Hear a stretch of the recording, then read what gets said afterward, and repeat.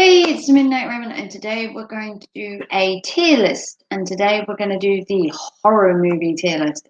If you don't know, I'm the Midnight Raven, and I love horror movies. They're not just for Halloween, they're for all year around.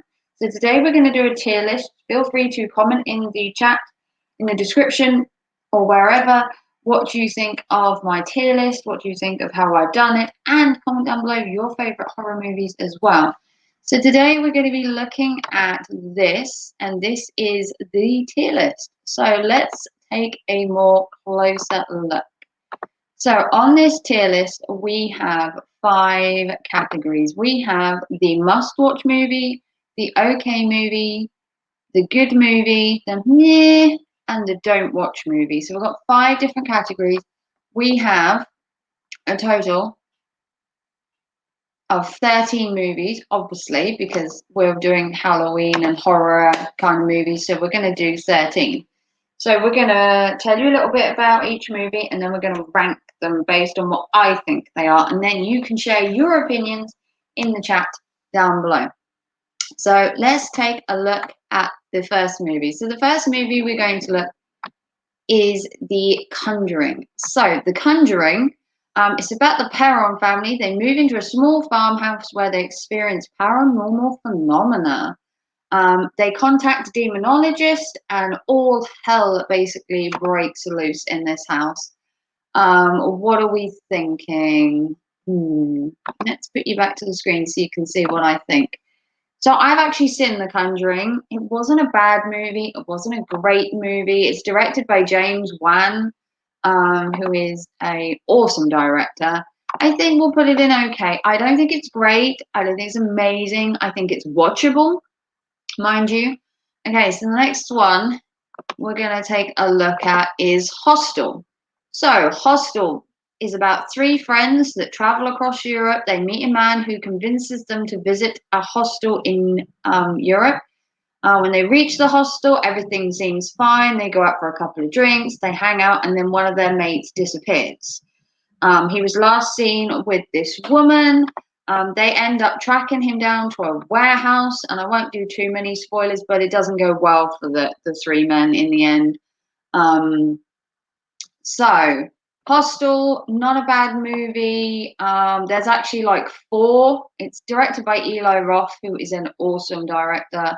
There's like 4 Hostels now, possibly 3 or 4. I've watched at least the first 2. The second Hostel, if you haven't seen it, features 3 women. What a surprise. First video, 3 men. Second one, 3 women. Who knew? But let's put Hostel.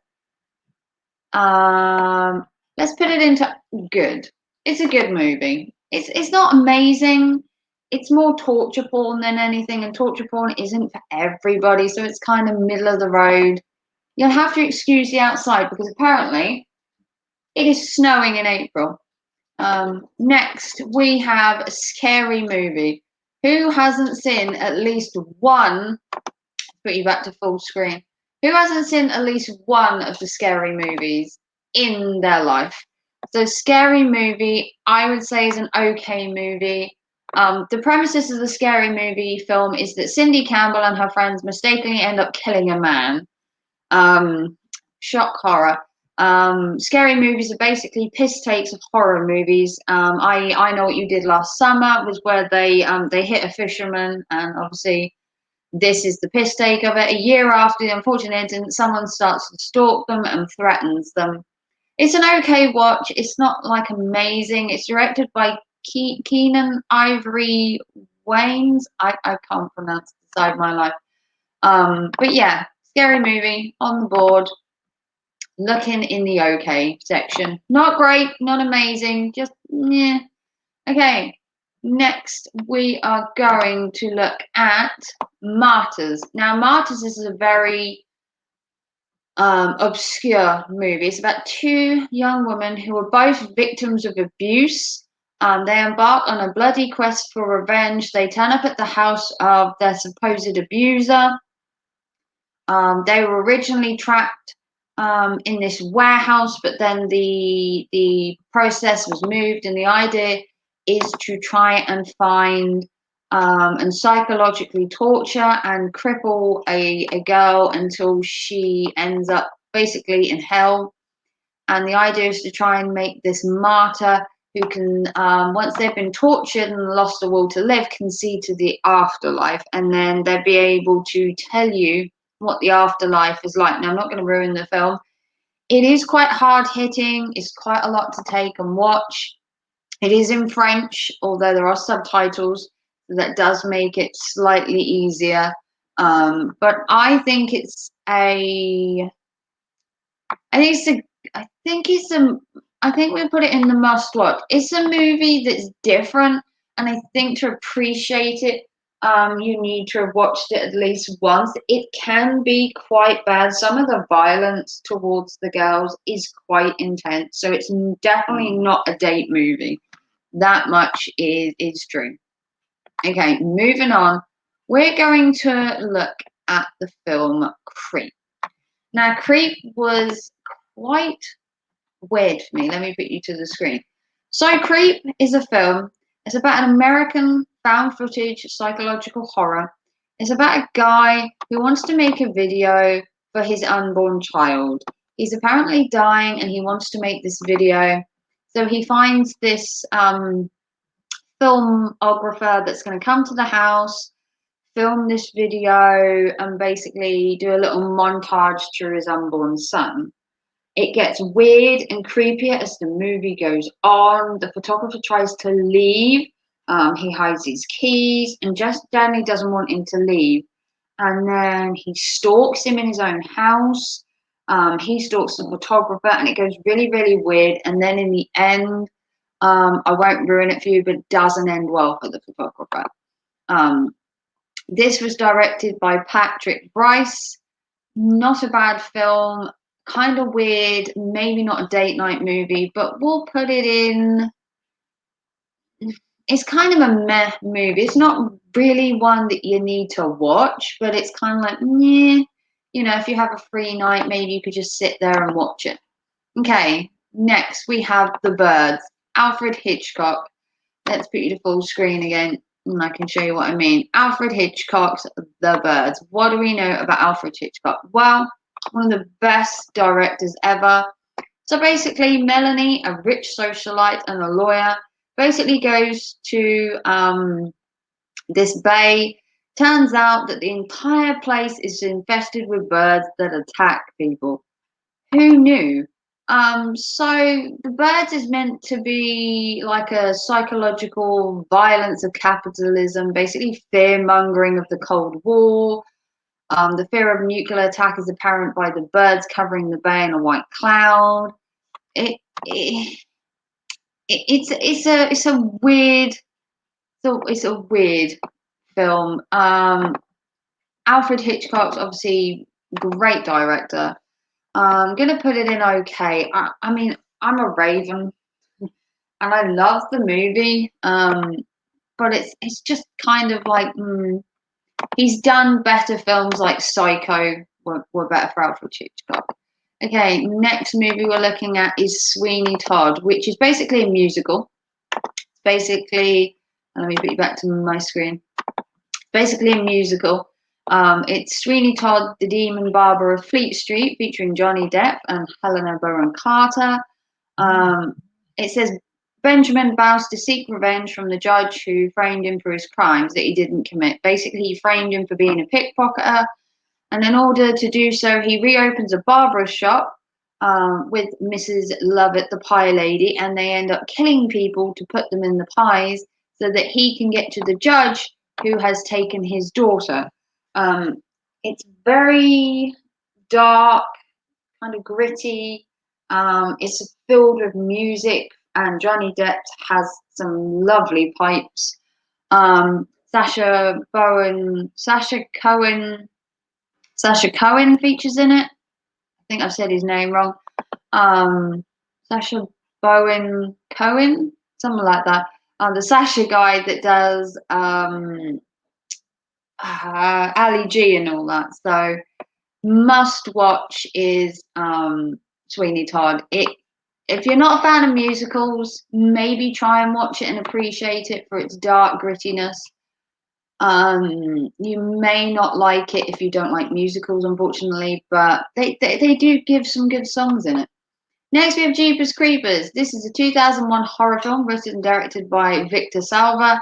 It features a boy and a girl who are coming home, and they end up being trolled by this lorry that comes, or truck that comes up behind them, um, kind of acting weird, I want to say, and they carry on and drive off. Um, it's a demonic creature that's basically going around taking body parts from people. And there's a whole story behind it, but they see him putting this body in this chute. They go to investigate, and oh, they end up in a whole world of dead bodies. Not good. Um, Not a bad film, mind you. Features Justin Long and Gina Phillips. It's directed, like I said, by Victor Salva, which isn't a bad director. There are 3 Jeepers Creepers movies, and I've only seen 2. Let's put Jeepers Creepers in. It's kind of a meh. It's not one that you need to watch. I mean, the premises is fine. It it just doesn't grab me. It doesn't grab me as a film. Like if I was sitting here wanting to watch a horror movie, it's not grabbing me to watch it.